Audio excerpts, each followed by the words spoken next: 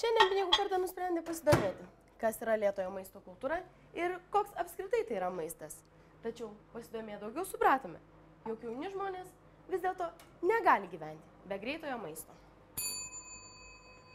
Vilniečiai turi kuo didžiuotis. Naujai atgimusi Palanga, svetingasis Vilniaus restoranas, jaukioji Neringa,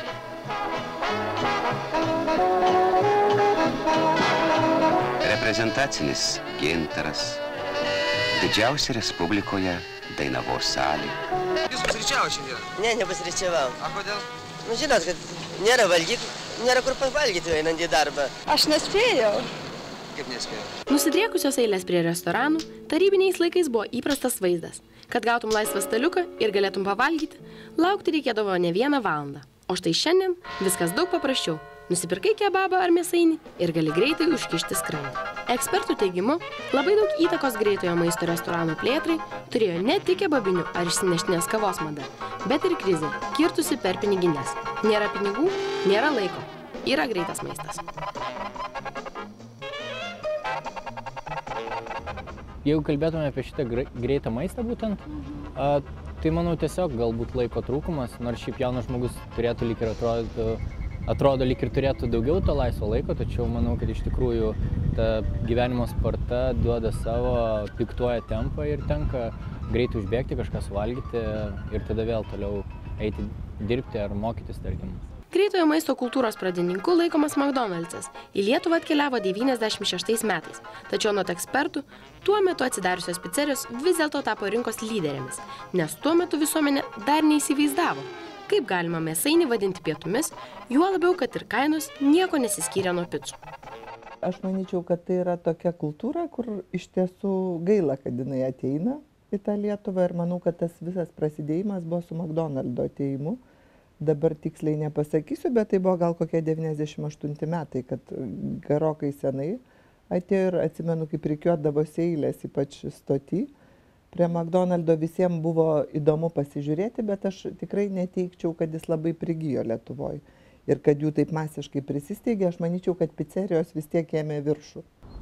Aš neteikčiau, kaip turbūt daugelis teigia, kad yra visokiausių pridėta cheminių medžiagų. Be abejonės, tai nėra pats natūraliausias maistas. Tačiau manau, kad tas skonis daugiau galbūt siejasi kažkokiais prisiminimus. Man, pavyzdžiui, šiaip McDonald'o skonis iš tikrųjų sukelia nostalgiją vaikystėje, kai aš tikrai ateidavau ir man tas Happy Mealas atrodo didžiausia dovana tą dieną. Kaip teigia ekspertai, jauniems žmonėms tokiems kaip greitojo maisto mėgėjas Aurimas, vienas iš pagrindinių greitojo maisto pliusų tas, kad šiandien jis pigesnis. Be to labai patogu, kai nėra laiko, o skrandį užkimšti norisi. Pirmiausiai tai yra nebrangu. Ir užbėga ypač paaugliai ir mano pačios sūnus, kuriam 16, tai mes visą laiką apie tai diskutuojam, bet tai yra nestabdomas procesas.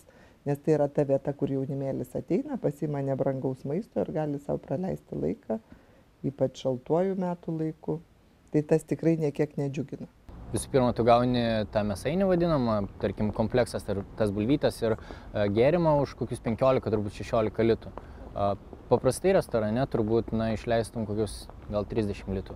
To jaunimo niekaip neišeina perlaužti. Aš manau, kad tai ir finansai turi reikšmės, nes iš tikrųjų tai nėra brangu ir tie hesburgeriai ir visokio tipo panašaus maistelis, tai jie ten ir už 10 litų ir iki 10 litų gali nusipirkti.